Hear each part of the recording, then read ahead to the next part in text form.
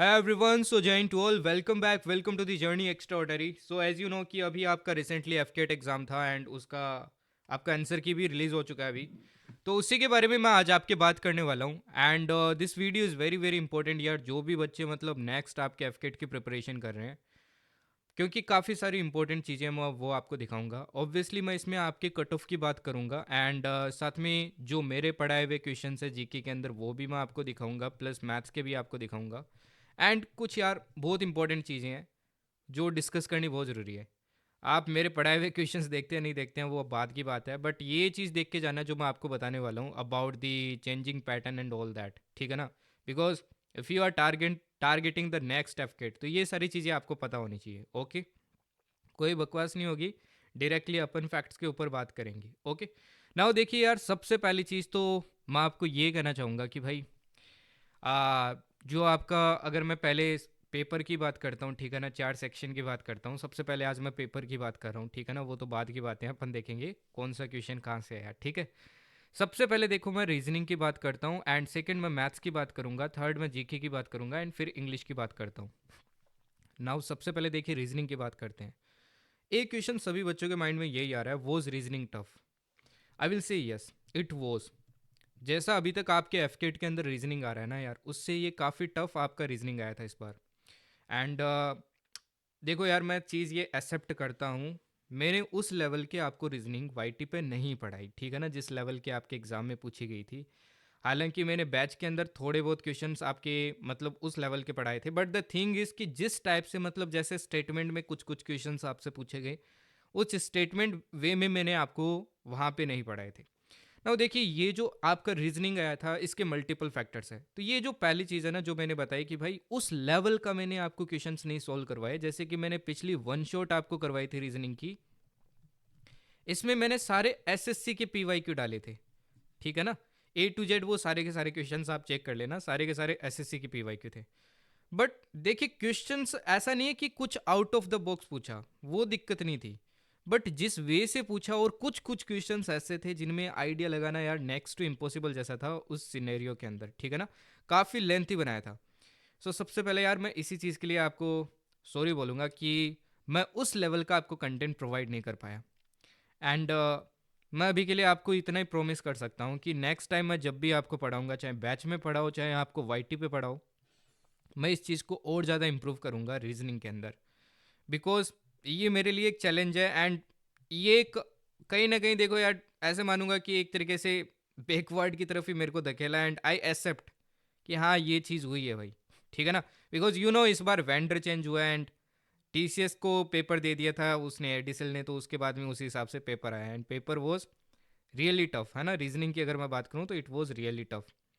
And as being a teacher, as being your भैया and as being your mentor, ये मेरी responsibility होती है कि मैं आपको उस लेवल का कंटेंट प्रोवाइड करूं. एंड मैं आपको रीजनिंग के अंदर उस लेवल के मतलब उस टाइप से आपको क्वेश्चन नहीं करवा पाया.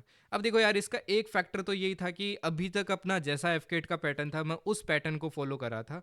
इस बार कंप्लीटली मतलब भावनाएं चेंज कर दी, जज्बात बदल दिए, सब कुछ ही बदल दिए उन्होंने. तो I will again repeat, I am sorry for that. वो चीज़ मैं एक्सेप्ट करता हूँ, ठीक है ना. नाउ देखिए यार, मल्टीपल फैक्टर्स थे. एक तो आपका पेपर इस बार लेंथी काफ़ी आया, मतलब दिमाग खपाने वाला पेपर था, आपको काफ़ी सारे क्वेश्चन सॉल्व करने पड़ रहे थे.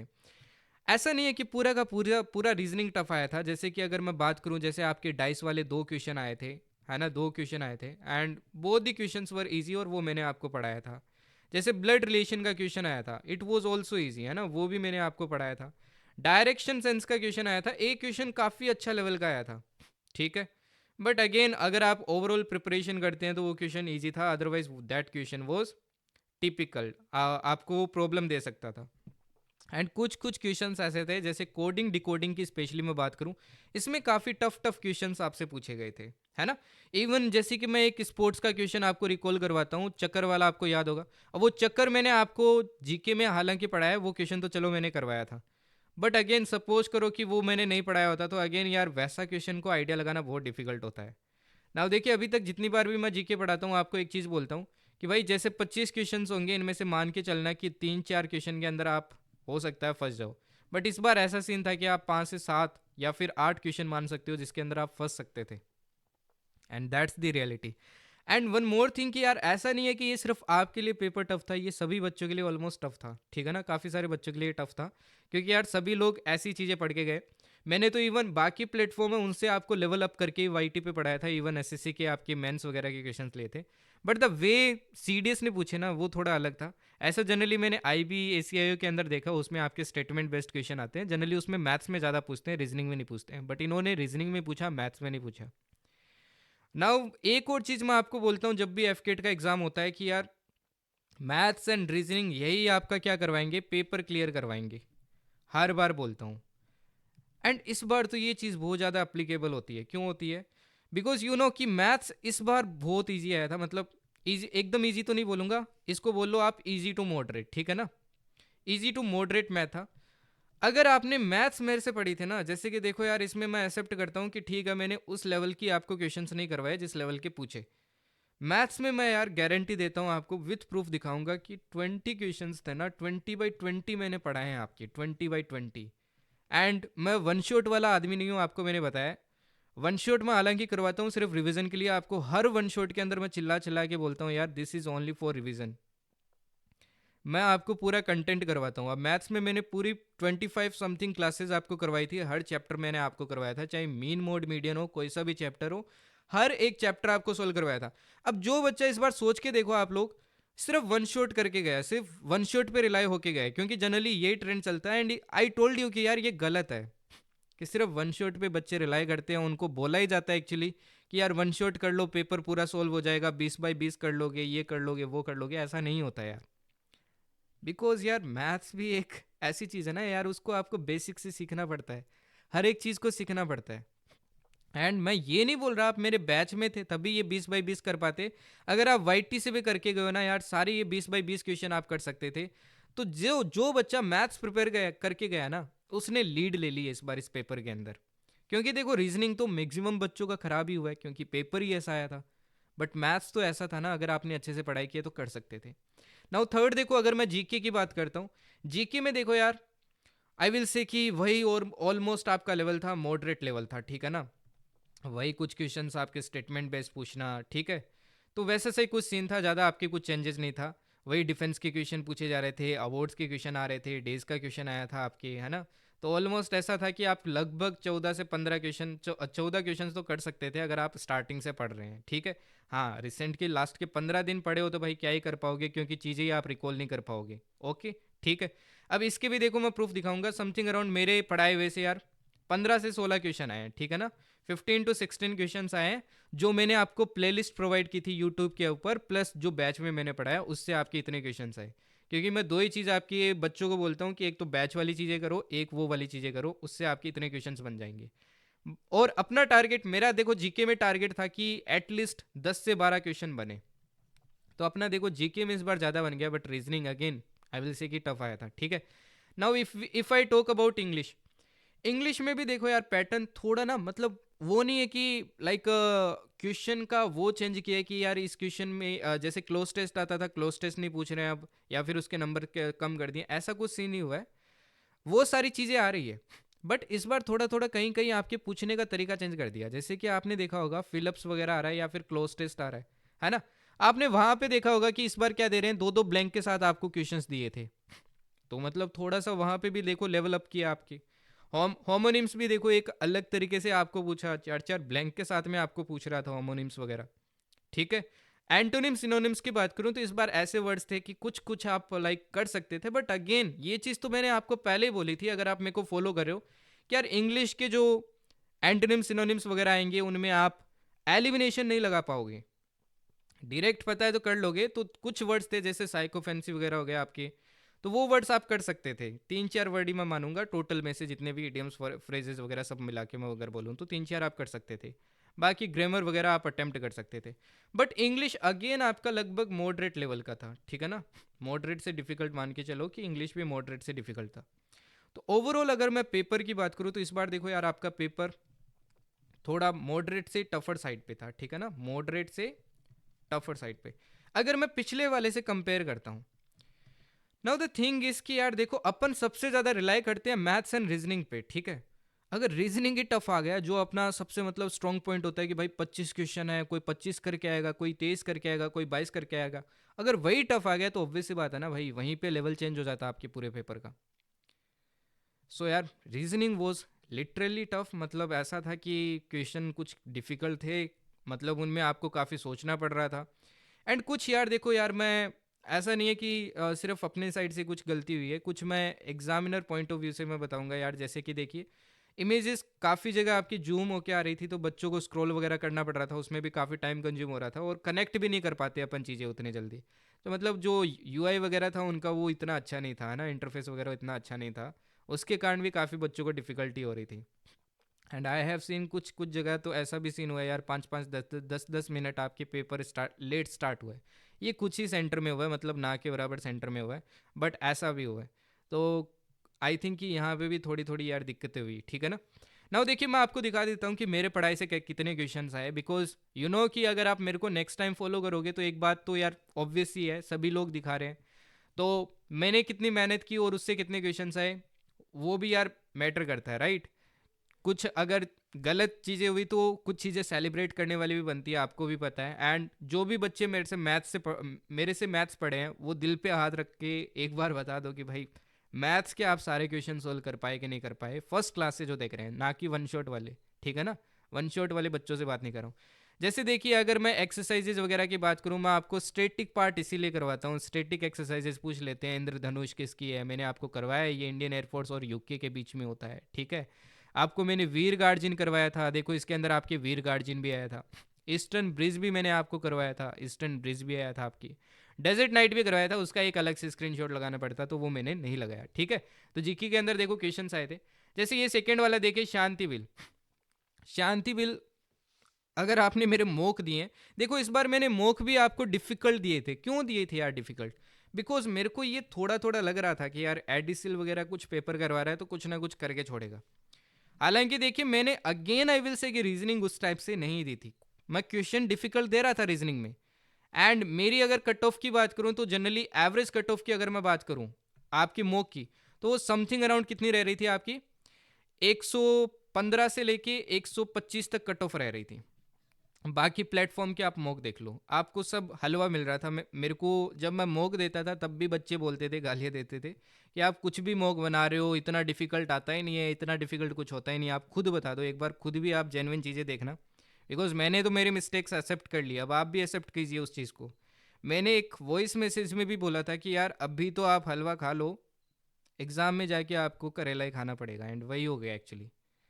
तो यार, चीज़ें जो डिफ़िकल्ट है ना, उनको अपने को फेस करना पड़ेगा, ठीक है। इवन यू विल से कि मेरा जो टेलीग्राम चैनल है उस पर मैंने चैट आपकी ऑफ नहीं किया है, बाकी आप जितने भी प्लेटफॉर्म पे जाओगे, बड़े बड़े प्लेटफॉर्म है डिफेंस के, सबने चैट ऑफ कर रखा है। Now the thing is very simple यार, अब जो चीज़ नहीं आई है वो बच्चे ऑब्वियस सी बात है बुराई करेंगे। अगर मेरी नहीं आई है, जैसे रीजनिंग का, अगर मैं बोल देता हूँ कि भाई मेरी रीजनिंग पूरी छप गई है और मैंने रीजनिंग पढ़ाई है, तो कोई सेंस नहीं है ना यार, कोई सेंस नहीं उस चीज़ में। नहीं आई है तो नहीं आई है, वो मैंने एक्सेप्ट कर लिया। अब वो बच्चों का हक है भाई, बोल सकते हैं कमेंट्स के अंदर, एंड बोलते भी है, मुझे भी बोला है। सो एक फेस करना भी आना चाहिए भाई, अगर नहीं आई है तो नहीं आई है, आई विल इम्प्रूव ऑन दैट, ठीक है। एंड मैं लिटरली देखना, नेक्स्ट वाली साइकिल जो आपकी एफकेट की आएगी, इसमें देखना आपकी रीजनिंग कितनी और ऊपर लेके जाता हूँ, मतलब ये जो अभी आ रही है इससे भी ऊपर लेके जाऊँगा। क्योंकि देखो पिछली बार एफकेट का मोक पेपर इतना थोड़ा सा स्लाइटली टफ आया, मैंने मोक कितने टफ दिए, तो अब सोचो कि मैं रीजनिंग भी कितना टफ करूंगा। अब ये शांति बिल का क्वेश्चन आया था, ये मैंने 2 बार तो देखो आपको मोक में दिया था, 2 बार दिया था ये क्वेश्चन मैंने मोक में, ठीक है। एक इसमें दिया था, एक बार और दिया था, ठीक है। इसके अलावा देखो मैंने करंट अफेयर्स में मल्टीपल स्टार लगा के आपको बोला था दिसंबर वाले में कि भाई ये पढ़ के जाना एग्जाम में प्रोबेबल है। एंड ये आ गया देखिए, यहाँ पे प्राइवेट सेक्टर को आपकी अलाउ कर दिया न्यूक्लियर पावर जनरेशन में रेगुलेटेड फैशन में, मतलब लिमिटेड दिया। एंड पहला देखो ये enables limited private participation under regulatory oversight. तो ये भी देखो ऑप्शंस भी काफ़ी कंफ्यूजिंग थे कि रेगुलेशन के साथ में इनको सप्लाई मिलेगी, मतलब लिमिटेड मिलेगी, ठीक है। नेक्स्ट क्वेश्चन देखिए, ये वाला संथली वाला, ये भी दिसंबर करंट अफेयर्स में करवाया मैंने। एक और चीज़ देखी मैंने कि आपका एफकेट ना दिसंबर और जनवरी से करंट अफेयर्स पूछा है बहुत ज़्यादा। मैंने जनवरी करंट अफेयर्स करवाया ही नहीं एक्चुअली, एंड यहाँ से भी क्वेश्चंस आए हैं, ठीक है ना। तो अगली बार एक चीज़ ध्यान रखना कि आप पेपर दे रहे हो एफकेट में, देखो नोट डाउन कर लो, अगर आप नेक्स्ट वाले एफकेट को टारगेट कर रहे हो, मैं हर एक माइन्यूट से माइन्यूट चीज़ आपके साथ में एनालाइज करके बता रहा हूँ, ठीक है ना, कि इस पेपर में आपको ये चीज़ें आप फॉलो करनी है। तो आप जो भी लाइक सपोज करो नेक्स्ट टाइम आपके पेपर होता है अगस्त में, तो नहीं होगा, मोस्ट प्रोबेबली आई थिंक जुलाई में होगा, ठीक है, जुलाई में पेपर होता है, मान लो जुलाई के एंड में होता है, तो आप मिड जुलाई तक करंट अफेयर्स करके जाना, ठीक है ना, ये इंपॉर्टेंट है। ओके, तो ये संथली लैंग्वेज में आपकी कॉन्स्टिट्यूशन क्या किया था भाई, रिसेंटली पब्लिश किया था, ठीक है। इसके बाद में देखिए ये मैंने आपको डेज एंड थीम्स करवाए थे। अब मैं डेज एंड थीम्स तो मैंने करवाए थे, और मैंने कहा था मैं कुछ इंपॉर्टेंट मार्क कर रहा हूँ स्टार मार्क लगा के, वो तो करके करके जाना। तो मैंने कुछ भी स्टार मार्क वगैरह लगाए थे, जैसे वर्ल्ड पोलियो डे पे लगाया था, इसकी थीम थी and polio every child every vaccine everywhere, and वही क्वेश्चन देखो एग्जाम में है। तो ये क्वेश्चन नंबर 4 हो गया। इसके बाद में देखिए स्पोर्ट्स वगैरह मैंने आपको करवाया था, मैंने आपको जो टर्म्स एसोसिएटेड है वो करवाई थी, जैसे कि लेअप वगैरह हो गई, ये आपसे पूछ लिया था। अगेन बास्केटबॉल, अब देखो एक वो चक्कर वाला भी आया था, वो तो आपके हालांकि रीजनिंग में आया था, ठीक है। ओके, तो ये क्वेश्चन नंबर आपके 5 हो गया। नेक्स्ट देखिए क्वेश्चन नंबर 6 की बात करूं, अब ये जो क्वेश्चन है ये आप इग्नोर कर सकते हो, मेरे पढ़ाई से नहीं आया है। ऐसा मैं क्यों बोल रहा हूँ, हालांकि देखो ये चीज़ मैंने पढ़ाई है, बट ये बहुत पुरानी करंट अफेयर है यार, ये समथिंग अराउंड आपके फरवरी में करवाया था मैंने 2025 के अंदर। एंड जनरली देखो अपना टारगेट क्या रहता है कि भाई एफकेट पूछेगा पिछले 6 महीने का, ये अपना टारगेट रहता है। बट ये तो देखो फरवरी का उठा के ले आया, मतलब लगभग 1 साल ही मान के चलो, है ना। अब इसमें देखो काफ़ी बच्चों को एक डाउट है, इसलिए ये क्वेश्चन बता देता हूँ कि भाई ये एनुअल नहीं होता, बाई एनुअल होता है, मैंने पढ़ाया था हर 2 साल में होता है ये आपकी। एंड इसकी थीम मैंने एक्चुअली क्या की थी, मेरे को इतना भी याद है, मैंने आपकी इससे पहले एक बार और पढ़ाई थी, मतलब 2 कवर किए थे, जिसमें एक में थी मैंने गलत लिख दी थी, फिर मैंने आपकी कमेंट में पिन करके भी बताया था रनवे टू बिलियन अपॉर्चुनिटीज़, और वही आया था, ठीक है ना। तो इसका सिर्फ सेकंड सही होगा, ये क्वेश्चन सही है। हालांकि मैं नहीं कहता हूँ ये मेरा पढ़ाया हुआ है, क्योंकि ये काफ़ी लेट हो जाता है भाई, ये इतना तो रिकॉल करना पॉसिबल नहीं है। तो यहाँ से एक और चीज़ ये भी ध्यान रखना यार, करंट अफेयर्स आपको अब थोड़ा ब्रॉडर वे में करना पड़ेगा, लगभग 1 साल का, अगर आपको ज़्यादा करने हैं तो, ठीक है ना, ज़्यादा करने हैं तो भाई 1 साल का लेके चलो अभी, स्पेशली डिफेंस वगैरह के तो लेके चलो, ठीक है। ऐसे ही देखो एक आपका वो लॉरियंस अवार्ड आया था, वो भी देखिए थोड़ा आपके पुराना ही था, ठीक है। फिर देखिए अगर आपकी रेस्पिरेटरी सिस्टम है, ये अगेन आपकी जो प्लेलिस्ट है उसके अंदर साइंस वगैरह करवा रखा है, मैंने बोला था भाई वहाँ से क्वेश्चन आ जाएगा, और ये आया था लेरिंग्स आपका क्या होता है, साउंड बॉक्स होता है, ठीक है ना, आपसे ये पूछा था साउंड बॉक्स क्या होता है, ठीक है। नेक्स्ट देखिए, नेक्स्ट वाले क्वेश्चन की बात करूँ, क्वेश्चन ये देखिए ये रीजनिंग का क्वेश्चन है, तो ये तो मैंने बस चिपका दिया यहाँ पे, इसको इग्नोर करना, ठीक है। तो ये चक्कर मैंने पढ़ाया हुआ है, इवन देखो मैंने आपके मॉक के अंदर ये क्वेश्चन दिया था। इसके बाद में देखिए नेक्स्ट क्वेश्चन की अगर मैं बात करूँ, क्वेश्चन नंबर 8, यहाँ पे देखिए आशियन इंडिया की समिट हुई थी, उसकी मैंने थीम भी आपको बताई थी, और साथ में ये भी बताया था 2026 को इन्होंने क्या बोला, ईयर ऑफ मेरीटाइम कोऑपरेशन, है ना। तो ये भी अपन ने सोल्व किया था, ठीक है। इसके बाद में देखिए क्वेश्चन नंबर 9 की बात करें, INS कोडिन ने, जो कि स्टीज सेलिंग आपकी वेजल है ना, तो ट्रेडिशनल स्टीज सेलिंग वेजल है, तो ये भी आपके एग्जाम में क्वेश्चन आया था। इसके बाद में देखिए क्वेश्चन नंबर 10 की बात करें यार, देखिए आपकी अगर मैं पॉलिटी की बात करूँ तो पॉलिटी से देखो क्वेश्चन आया था। अब अगेन देखिए यार पॉलिटी से सिर्फ एक क्वेश्चन पूछा गया, जनरली 2 क्वेश्चन पूछे जाते हैं, तो एक क्वेश्चन पूछा गया स्टैटिक की तरफ और करंट के तरफ ज़्यादा ओरिएंटेड थे। एक और चीज़ नोट करना यार, करंट की तरफ ज़्यादा ओरिएंट कर रहे हैं ये, ठीक है ना, करंट की तरफ ज़्यादा ओरिएंट कर रहे हैं। अब ये क्वेश्चन देखो काफ़ी इजी आया था, मैंने फंडामेंटल राइट्स अच्छे से पढ़ाया था कि ये ड्यूटीज़ है सिटीजन्स की, ताकि क्या कर सके भाई, प्रमोट कर सके रेस्पॉन्सिबल सिटीजनशिप वगैरह। एंड ये 42nd कॉन्स्टिट्यूशनल अमेंडमेंट एक्ट से ऐड किया गया था। साथ में देखो मैंने आपको 100 क्वेश्चन वाली क्लास करवाई थी पॉलिटी की रिवीजन करवाने के लिए, उसमें भी मैंने आपको पढ़ाया था, ठीक है ना। तो वही क्वेश्चन आया था कि 43rd, तो पहला तो यहीं से गलत हो जाता है, फंडामेंटल ड्यूटीज़। अब यहाँ पे एक चीज़ देखिए, अगर पहला गलत है तो ए तो फॉल्स होना है, ठीक है, ए और बी आपके ट्रू हो नहीं सकते, ट्रू हो नहीं सकते, ए आपका फॉल्स है, तो ये 3 एलिमिनेट ही हो जाते फिर, ठीक है। नेक्स्ट देखिए अगर मैं परमवीर चक्र की बात करता हूँ, अब देखो मैं वो सारे क्वेश्चंस दिखा रहा हूँ, काफ़ी सारे क्वेश्चंस आए भी नहीं है, वो भी मैं आपको बताऊंगा। अब जैसे ये वाला क्वेश्चन देखिए, अब मैंने एग्जैक्ट स्टेटमेंट्स बताए हैं, वही क्वेश्चन मैं इंक्लूड कर रहा हूँ। जैसे कि ये परमवीर चक्र का देखिए कि ये इंडिया का हाईएस्ट गैलेंट्री अवार्ड है, तो ये मैंने डिफेंस क्लास में भी करवाया था, ये हाईएस्ट आपका गैलेंट्री अवार्ड है, और ये किससे बना होता है, ब्रॉन्ज से बना होता है। साथ में मैंने याद करो आपको इंस्टाग्राम पे भी करवाया था, मैंने आपको पीडीएफ भी प्रोवाइड की थी कि भाई इससे रिवाइज करना एक बार, अवार्ड्स एंड ऑनर्स में करवाया था कि ये किससे बना होता है, आपके ब्रॉन्ज मेडल से बना होता है, ठीक है ना। इसीलिए मैंने ये सारी चीज़ें आपको 1 महीने पहले प्रोवाइड करनी स्टार्ट कर दी थी। तो ये ब्रॉन्ज से बना होता है, साथ में मैंने ये भी बताया था 4 रेप्लिका ऑफ इंदिराज वज्र, इससे बना होता है, जबकि इसमें कितना लिखा है आपके बियर्ड से सिंगल वज्रा, और सिल्वर से बना हुआ है, सिल्वर से ही पकड़ सकते थे भाई। ठीक है, नेक्स्ट देखिए। तो ये हो गया आपके क्वेश्चन नंबर 11। ठीक है, क्वेश्चन नंबर 11। इसके बाद में देखिए क्वेश्चन नंबर 12 की बात करें। अब ये 12 वाला देखिए मैंने बैच के अंदर पढ़ाया था आपके कि ये सिडबी जो ऑर्गेनाइजेशन है ये मैंने इकोनॉमिक्स में करवाया। इकोनॉमिक्स के इस बार भी देखो दो क्वेश्चन आए, करंट से आया। करंट वाला मैंने नहीं पढ़ाया जो कि आपका अरिजीत पटेल वाला था। अब जो नहीं पढ़ाया वो नहीं पढ़ाया भाई, बट ये सिडबी वाला मैंने पढ़ाया, small industries development bank of India. हो सकता है कि ये मैंने इकोनॉमिक्स वन शॉट में भी पढ़ाया हो सकता है, I am not sure. But हाँ, मैंने बैच के अंदर पढ़ाया था कि S B I, L I C वगैरह जो भी आपकी मीडियम स्मॉल एंटरप्राइजेज वगैरह होते हैं उनको क्या करती है, कंट्रोल करने का काम इसी का होता है। तो यही आपसे पूछा 1990 में कौन सी ऑर्गेनाइजेशन सेटअप हुई आपकी इनको कंट्रोल करने के लिए, तो सिडबी हुई थी। ठीक है, ये नाबार्ड वगैरह ये भी सारे मेरे आपके पढ़ाए हुए हैं इसी लिस्ट के अंदर, एनएचबी वगैरह। ठीक है, national housing bank and all. इसके बाद देखिए रोलेट एक्ट की बात करूं तो अगेन मैं आपको स्टेटमेंट्स दिखाऊंगा। देखो, Rowlatt act authorise the British government to arrest and imprison any Indian without trial. ये देखो अगेन मैंने वन शॉट में करवाया आपको हिस्ट्री के अंदर। मैं चिल्ला चिल्ला के बोलता हूँ मॉडर्न तो करके जाओ, मॉडर्न तो करके जाओ। एंड मैंने अच्छे से पढ़ाई इसके अंदर, आपको मॉडर्न हिस्ट्री हर एक चीज़ करवाई है कि आपको कुछ और चीज़ करने की ज़रूरत नहीं है।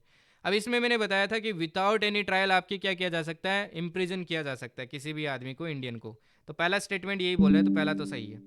दूसरा देखो क्या बोल रहा है, in April 1970 Gandhi ji gave a call for satyagraha against Rowlatt act. अब रोलेट एक्ट 1919 में आया तो 1917 में कैसे करेगा भाई।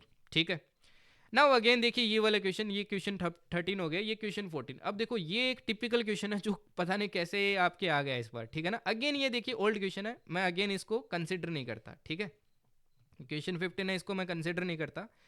ये ब्लू हेलमेट्स वाला है, पहला स्टेटमेंट तो मैंने नहीं बताया, बट ये तो नॉर्मल सी बात है कि भाई ब्लू हेलमेट्स किसको कहते हैं, मैं काफ़ी बार करंट अफेयर्स में रिकॉल करवाता हूँ आपको। ये डेग हैमर्सकोल्ड, ये अवार्ड मैंने करवाया था आपको। ये डेग हैमर्सकोल्ड आपके किस किस को मिला था, ये एक एक्चुअली ना ये आपकी एक उसके अंदर आया था, पीआईबी के अंदर आया था। ठीक है ना, तो पीआईबी के अंदर ही आपकी एक्चुअली फर्स्ट लाइन ये थी जो मैंने नहीं लिखवाई थी, और उसके नीचे ये आपके इन सबको क्या मिला था, ये पहली बार आपके फर्स्ट टाइम अवार्ड मिला था इंडिया को। एंड साथ में ये मेजर राधिका सेन है, इनको यूएन मिलिट्री ये जो आपका एडवोकेट ऑफ द ईयर 2023 है, ये अवार्ड मिला था। ये तीनों से ही थी, तो ये अगेन मैं कंसिडर नहीं करता हूँ, मैंने पढ़ा है। ठीक है, इसके बाद देखिए ये वाला क्वेश्चन देखिए आप, क्वेश्चन नंबर 16। ये वाला मैंने पढ़ा है भाई, मैंने 2-3 बार पढ़ा है। आपको वाईटी पे वन शॉट में भी करवाया कि भाई ऊपर वाले रीजन को क्या कहते हैं, Tropic of Cancer, Arctic Circle, इसको कहते हैं टेम्परेट जोन। बैच में भी पढ़ा है, साथ में मैंने एक और सिंपल क्लास ली हुई है वाईटी में, उसमें भी पढ़ा है कि ऊपर वाला पार्ट क्या होता है, टेम्परेट पार्ट होता है आपके ट्रॉपिक ऑफ कैंसर और आर्टिक सर्कल के बीच में। तो ये तो ईजी सा क्वेश्चन था जो कि ज्योग्राफी से आया था। इसके बाद रामसर साइड से आया था, देखिए सिलसिले लेक आया था, ये तो एकदम ईजी सा क्वेश्चन था, है ना, क्वेश्चन नंबर 17। एंड एक ये देखिए टिपिकल आया था, नागालैंड में आपका रंगमा डांस होता है जो कि वो डांस होता है, रंगमा कोई वो डांस कहते हैं। ठीक है, ये वाला क्वेश्चन आया था कि सुमी ट्राइब ऑफ यहाँ पे क्या किया जाता है भाई, वो डांस परफॉर्म करते हैं, तो ये नागालैंड में किया जाता है। ठीक है ना, हालांकि देखिए अरुणाचल प्रदेश में भी किया जाता है, बट ज़्यादा नेटिव आपके नागालैंड का है, तो इसका आंसर नागालैंड होगा। ठीक है ना, अरुणाचल प्रदेश मत लगा देना गलती से भी। ठीक है, अब अगेन ये भी कंसिडर नहीं करता हूँ भाई, क्योंकि काफ़ी ज़्यादा स्टैटिक हो जाता है, फोक डांस हो जाते हैं ना। देखिए मैंने 2 क्वेश्चन आपके निकाल दिए हैं ऑलरेडी, तो मेरे 15 क्वेश्चन लगभग आए थे जो आप कर सकते थे, वो क्वेश्चन मैं बोल रहा हूँ। ठीक है ना, 15 क्वेश्चन आप अच्छे से पढ़ाई करके जाते तो कर सकते थे। ठीक है, तो जी के वोट आई थिंक कि यार आप 15 क्वेश्चन डुएबल ही मानूंगा कि 15 क्वेश्चन कर सकते थे, तो ठीक है, इतना काफ़ी नंबर होता है, मैं तो 10-12 का टारगेट रखता हूँ। ठीक है, इसके बाद में देखिए कुछ और क्वेश्चन रह गए, सॉरी ये वाला कैसे रह गया भाई। एक देखिए ये जो 6 नेशनल अवार्ड्स थे, ये अवार्ड्स में मैंने पढ़ाया था आपके टॉप महाराष्ट्र ने किया, फिर आपके किसको मिला, गुजरात को, तो ये भी क्वेश्चन आया था एक। ओके, तो देखिए आपके यहाँ पे 17 ये हो गया था, ये 18 हो गया, इसके बाद में ये 19, और एक ये देखिए ये मैंने अगेन आपके वन शॉट के अंदर पढ़ाया था। ठीक है, मतलब बैच में पढ़ाया था ये आपके कि सी माउंट वगैरह, भाई सी माउंट से रिलेटेड आपकी क्वेश्चन आ गया था कि सी माउंट क्या होता है। ठीक है ना, अब ये वाला जो क्वेश्चन है ना, ये भी आप कंसिडर मत करना भाई, क्योंकि ये मैंने सीडीएस में पढ़ाया है, ना कि एफकेट में। अब ये क्वेश्चन मैंने क्यों इंक्लूड किया फिर यहाँ पे, ये मैंने इसलिए इंक्लूड किया कि भाई देखो कैसे कैसे क्वेश्चंस पूछ रहे हैं ये लोग। अब एक बात बताओ यार, ज्योग्राफी की अगर अपन बात करें, तो जब अपन एफकेट के पर्सपेक्टिव से करते हैं तो अपन इतनी इन डिटेल चीज़ें नहीं करते हैं, ये अपन आपके जब सीडीएस की या फिर एनडीए की प्रिपरेशन करते हैं तब करते हैं। ठीक है ना, तो इवन ऐसी भी चीज़ें पूछी जा रही है। तो ये कुछ क्वेश्चंस होते हैं ना भाई, ये आते हैं तो ठीक है, नहीं आते हैं तो कोई दिक्कत नहीं है। हालांकि ये क्वेश्चन देखो मैंने आपको वन शॉट के अंदर भी करवा रखा है, फिजिकल ज्योग्राफी, इसलिए मैंने ये भी एक रीज़न था यहाँ पे ऐड करने का। तो उसके अंदर भी करवा रखा है, ठीक है ना। तो वहाँ से भी आप इसको क्या कर सकते थे, सोल्व कर सकते थे। But again the thing is कि कोई यार काफ़ी सारे बच्चे ऐसे होते हैं जो पढ़ना ही नहीं चाहते हैं। आई विल से कि यार अगर आपको एफ केट की अब अच्छे से प्रिपरेशन करनी है ना, आपको वन शॉट जो मतलब वो वाली चीज़ें हैं ना, फिजिकल ज्योग्राफी, इंडियन ज्योग्राफी, वो सारा पढ़ना पड़ेगा। ये जो अभी तक हवा हवाई में चलते हैं ना कि सिर्फ डिफेंस की क्लास कर लेंगे, अवार्ड्स ऑनर्स की कर लेंगे, डेज की कर लेंगे, काम बन जाएगा, वो टाइम गया यार। देखो ज्योग्राफी के 2 क्वेश्चन आए, हालांकि ये क्वेश्चन ईजी था और कर सकते थे, क्वेश्चन ईजी था। एक और क्वेश्चन जो मैंने दिखाया था ये वाला, ये दोनों क्वेश्चन ईजी थे एंड सोल्व किए जा सकते थे। बट द थिंग इज कि आपको वो सारी चीज़ें भी अब पढ़ना स्टार्ट करना पड़ेगा, एक एक क्वेश्चन के लिए यार इंपॉर्टेंट हो जाता है। तो इन सब चीज़ों को छोड़ो मत, ठीक है ना। तो यहाँ पे देखिए लगभग देखिए आपके 16 क्वेश्चन आए थे, ठीक है। 16 क्वेश्चन मेरे पढ़ाए हुए आपके जीके से आए थे। वहीं देखो अगर मैं मैथ्स की बात करूँ तो यार मैथ्स में देखो मैं आपको ऑलमोस्ट डिट्टो दिखाऊंगा। ये वाला देखिए 3 नंबर्स का रेशियो ये है, एलसीएम ये, एचसीएफ बताइए। देखिए 3 नंबर्स का रेशियो ये, एलसीएम ये, एचसीएफ बताइए। सेम क्वेश्चन है, बस वैल्यू चेंज की है, ठीक है। Question number 1। क्वेश्चन नंबर 2 देख लो भाई, ये वाला देख लो जरा। इसमें देखो क्या बोला है, 12 वर्कर्स 15 दिन में 6 घंटे काम करते हैं तो आपके एक वोल को बना सकते हैं, मतलब 1 यूनिट काम कर सकते हैं। तो 10 वर्कर 2 वोल मतलब 2 यूनिट वर्क है, 4 घंटे पर डे करते हैं तो कितने दिन में बना देंगे। अब ये तो देखो यार इस फॉर्मूले पे बेस्ड है ना, कितने क्वेश्चंस किए थे इस फॉर्मूले पे अपन। और मैंने देखो बैच के अंदर भी आपको प्रैक्टिस वगैरह में भी ये क्वेश्चंस दिए थे और क्लास में भी आपको काफ़ी ऐसे क्वेश्चंस मैंने सॉल्व करवाए थे। तो क्वेश्चन नंबर 2 एकदम अच्छे से मैंने कंसेप्ट पढ़ाया था ये वाला आपको। क्वेश्चन नंबर 3 देखिए, अगेन देखिए डिट्टो क्वेश्चन एकदम। 2 नेचुरल नंबर्स का सम ये है, सम ऑफ 2 नंबर्स इज दिस। उनका एचसीएफ देखिए एक्स और वाई का ये है, और उनका एचसीएफ देखिए ये। तो बताइए ऐसे पेयर्स कितने होंगे, बताइए ऐसे पॉसिबल पेयर्स कितने होंगे। बस इन्होंने एक कंडीशन दी कि एक्स लेस देन वाई होना चाहिए, ठीक है। फिर देखिए क्वेश्चन नंबर 4 देखिए आपका ये वाला देखिए भाई, 6 article is equals to selling price of 10 articles, cost price of 6 articles equals to selling price of 10 articles, cost price of 100 mangoes is equals to selling price of 80 mangoes. तो एकदम exact questions ये मैंने Y T पे आपको करवाए हैं, ये questions Y T पे करवाए हैं, ठीक है ना। सारे के सारे क्वेश्चंस मैंने ये वाई टी पे करवा रखे हैं आपको। तो मैथ्स इसीलिए मैं बोल रहा हूँ कि भाई मेरे 20/20 आए हैं, क्योंकि ऐसे क्वेश्चंस मैंने करवाए हैं। जैसे ये वाला देखिए, डायरेक्ट फॉर्मूले पे क्वेश्चन आया, आपको बोला है प्रिंसिपल इतना है, 8% रेट है आपकी, 2 ईयर्स है, तो बताइए डिफरेंस बताइए कंपाउंड सिंपल इंटरेस्ट में। डायरेक्ट फॉर्मूला यूज़ करना था, इसका फॉर्मूला अपन ने सीखा था 2 ईयर्स के लिए कैसे निकालते हैं ना। तो बस डायरेक्ट आपको फॉर्मूला लगा के सोल्व करना था, क्वेश्चन नंबर 5। इसके बाद क्वेश्चन नंबर 6 देखिए, ये वाला मैथ्स का। A car covers distance 750 km at constant speed. Had the car increased the speed 10 km per hour, it would have taken 2.5 hours less to cover the same distance. A train takes 2.5 hours less for a journey of 300 km if its speed is increased by 20 km per hour. बस value change है, question देखो almost same है, ठीक है ना।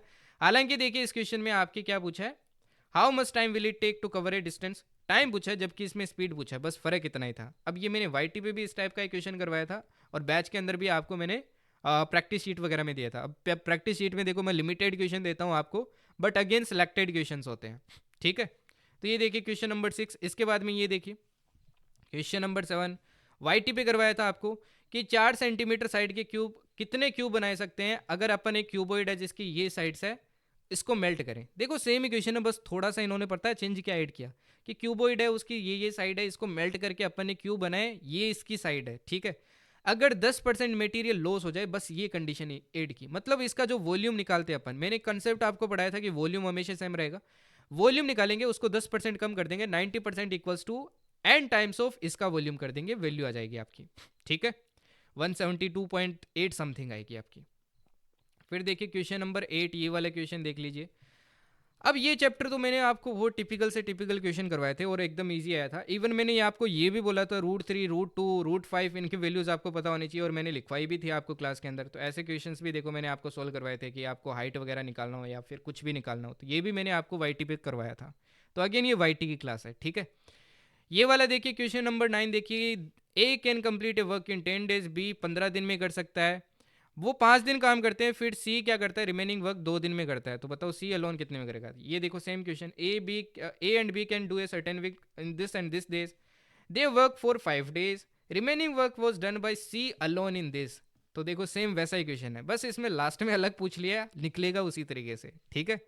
फिर देखिए question number 10। तो मैं ऑलमोस्ट लैंग्वेज भी आपको सेम दिखा रहा हूँ, ये नहीं बोल रहा हूँ कि सिर्फ कंसेप्ट पढ़ा है, ऑलमोस्ट लैंग्वेज भी सेम दिखा रहा हूँ क्वेश्चन की।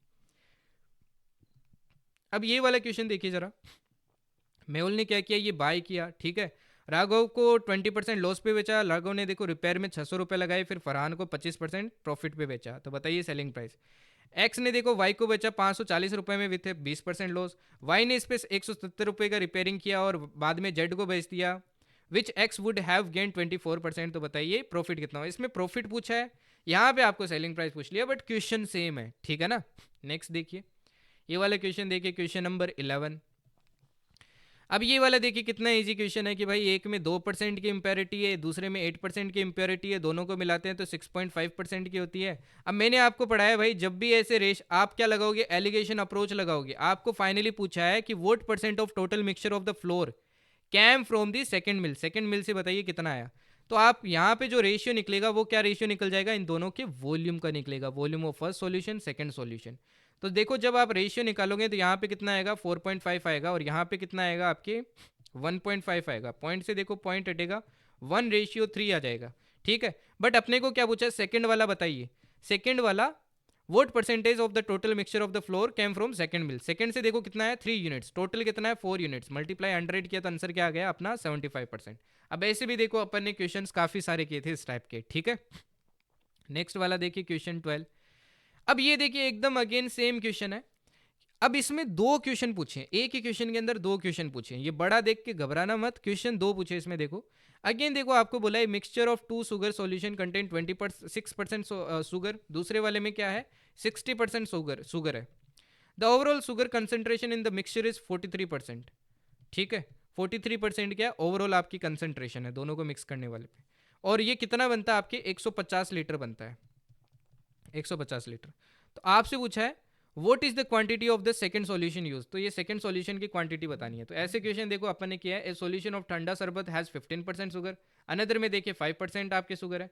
How many litres of the second solution must be added to 20 litre of the first solution to make a solution of 10%। देखिए बीच वाला दिया है, ये दोनों दिए है, फिर बोला है कि 20 लीटर बनना चाहिए, तो बताइए कितना ऐड करना पड़ेगा। तो इस टाइप के डिट्टो क्वेश्चन ये मैंने बैच में आपको प्रैक्टिस शीट में भी दिए थे और क्वेश्चन अपन ने सोल्व भी किए थे।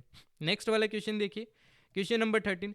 ये रेड बॉल ब्लू बॉल, ये तो मैंने आपके रिप्लेसमेंट विदाउट रिप्लेसमेंट पता नहीं कितने क्वेश्चन सोल्व करवाए थे आपको। ये देखो बहुत सारे ऐसे क्वेश्चंस मैंने आपको सोल्व करवाए थे, है ना। तो मल्टीपल क्वेश्चंस किए थे ऐसे तो। फिर देखिए क्वेश्चन नंबर 14 देखिए, ये क्वेश्चन मेरे को अच्छा लगा, गुड लेवल का, है ना। मतलब इसमें थोड़ा सा फंस सकते थे, हालांकि डिफिकल्ट नहीं था, कंसेप्ट तो वही था। देखो कि भाई जब भी पार्टनरशिप होता है तो मैंने बताया जो भी इन्वेस्टमेंट का रेशियो होगा वही होगा। अब ये अच्छे से कंसेप्ट भी पढ़ा था, काफ़ी सारे क्वेश्चंस भी किए थे अपन ने। बट इसमें इंटरेस्टिंग ये बन जाता है कि आपको एक रिलेशन दिया था, क्या दिया था, B is equals to half the difference of, half मतलब टू इधर ले आता हूँ, half the difference between thrice the capital of C and twice the capital of A, twice the capital of A. तो आपसे पूछा है बताइए उनको टोटल इतना प्रॉफिट मिला, तो बताइए कि सी का शेयर कितना होगा, ये आपसे पूछा गया था, ठीक है। अब देखिए यहाँ पे 2b + 2a इक्वल्स टू क्या हो जाएगा 3c हो जाएगा। अपने को क्या निकालना पड़ेगा, इनका कैपिटल का इन्वेस्टमेंट का रेशियो निकालना पड़ेगा। तो यहाँ से देखिए a + b 2 कॉमन आ जाएगा और c देखो नीचे आ जाएगा, तो ये 3/2 ये रेशियो आ जाएगा। तो c को देखो 2 यूनिट मिलेगा, टोटल 5 यूनिट का, तो आंसर निकाल सकते थे, ठीक है। फिर देखिए क्वेश्चन 15। अब ये 15 क्वेश्चन था, इसका कोई डिट्टो क्वेश्चन नहीं है भाई, ये कंसेप्ट है, कंसेप्ट पता होता तो इजीली सोल्व कर सकते हैं अपन। काफ़ी सारे ऐसे क्वेश्चंस ऐसे कर चुके हैं कि भाई एक आपके जो ट्रेंगल का पैरामीटर है वो स्क्वायर के पैरामीटर के इतने के बराबर है, या फिर एरिया, ऐसे क्वेश्चंस अपन ने बहुत किए थे, हेक्सागन के नहीं किए थे।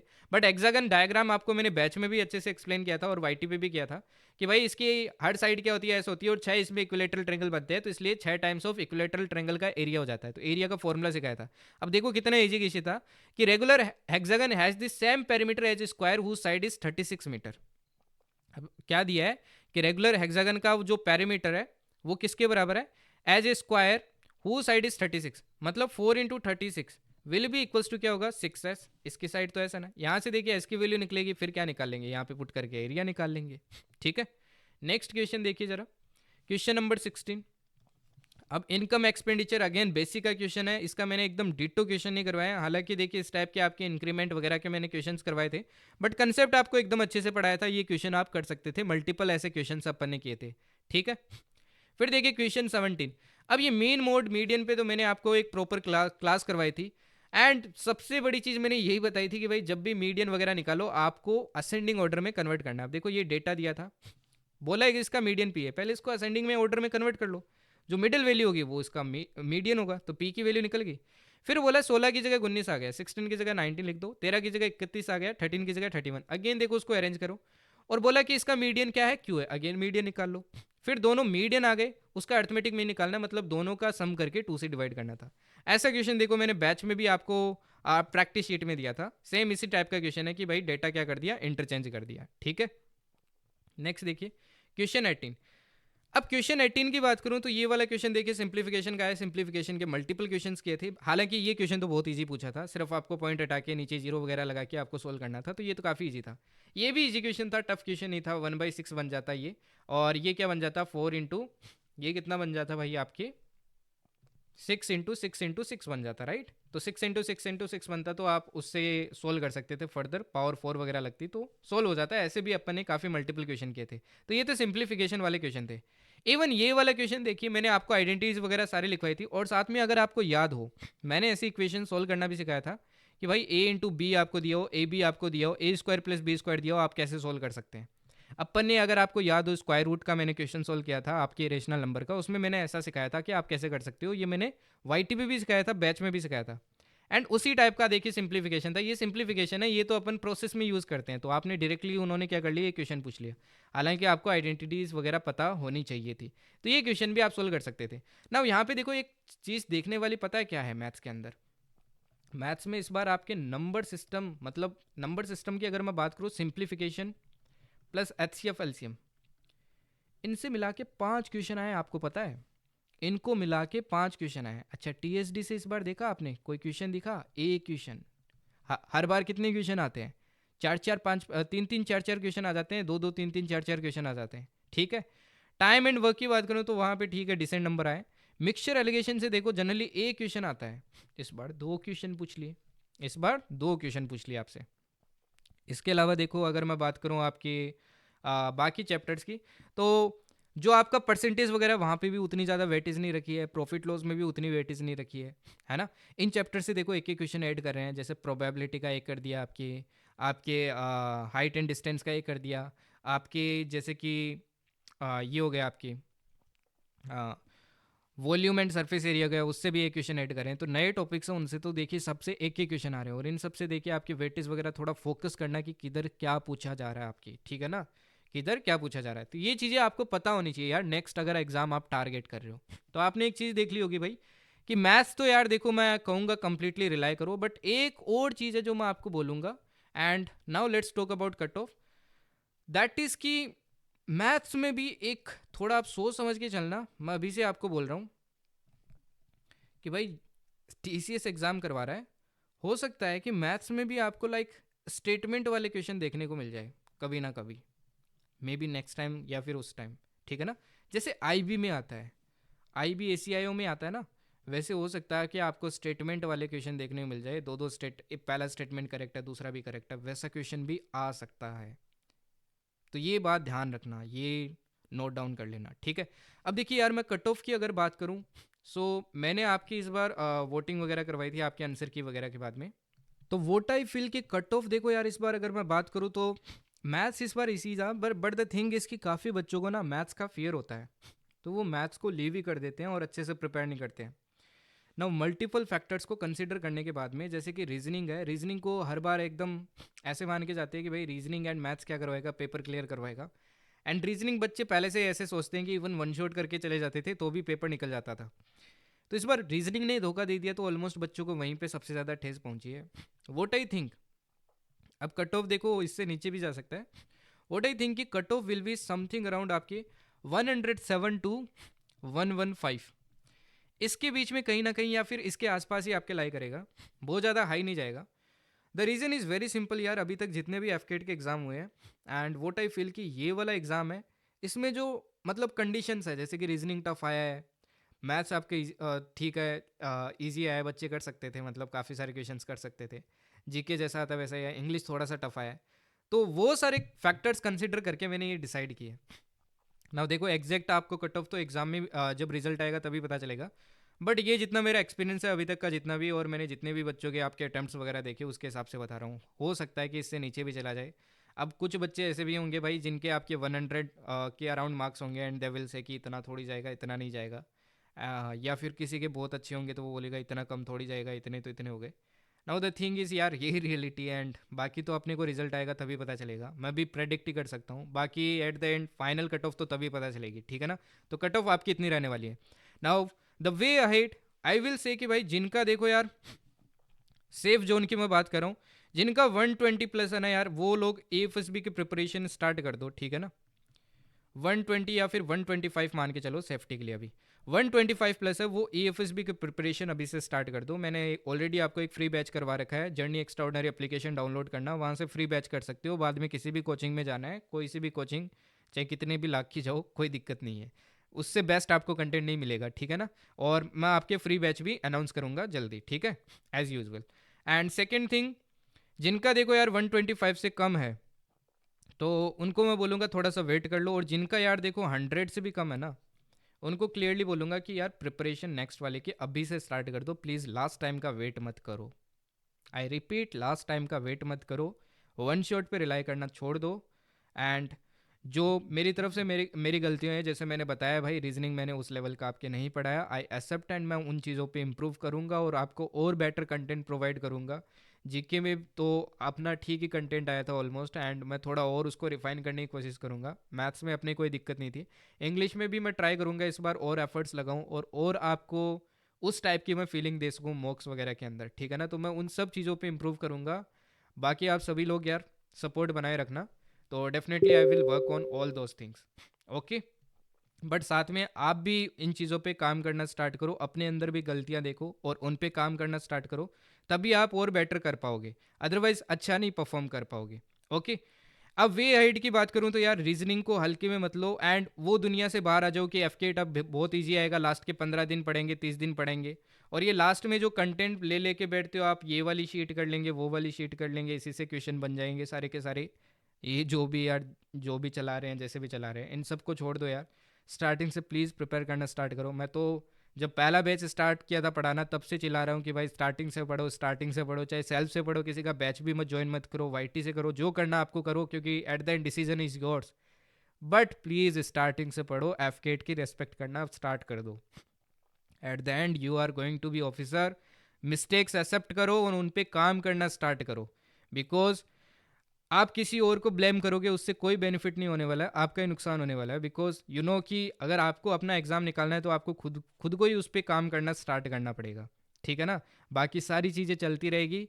तो अपनी लाइफ पे फोकस करो, रीजनिंग पे भी फोकस करो। एक जो मैंने मैथ्स में आपको बताया कि इसमें भी स्टेटमेंट बेस्ड आप देख सकते हो आगे जाके, तो इसका भी थोड़ा ध्यान रखना भाई, ठीक है ना। स्टेटमेंट बेस्ड क्वेश्चन आ सकते हैं, एक एक दो दो स्टेटमेंट वाले, ओके।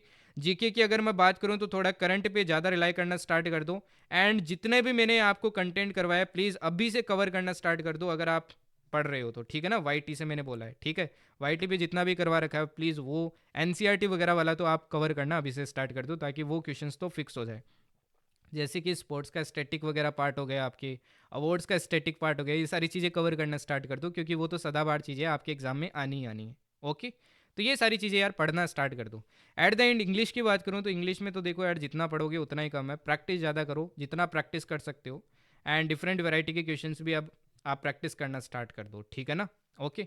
एट द एंड देखिए यार, काफ़ी बच्चों के पॉजिटिव रेस्पॉन्स भी है आपके मैथ्स के लिए, एंड मैं सारे तो नहीं देख पाया मैसेज, कुछ देखे मैंने, and I pasted those screenshot here, ताकि आप लोगों को भी पता चल सके, ठीक है, कि भाई जो मैंने YT पे, आप अब मैं YT वाली मैथ्स की बात कर रहा हूँ, बैच वाली की नहीं कर रहा हूँ, कि भाई अगर आप YT वाला भी अच्छे से करके चले जाते हो ना, तो काम बन जाएगा, ठीक है ना, FCAT के अंदर, ओके।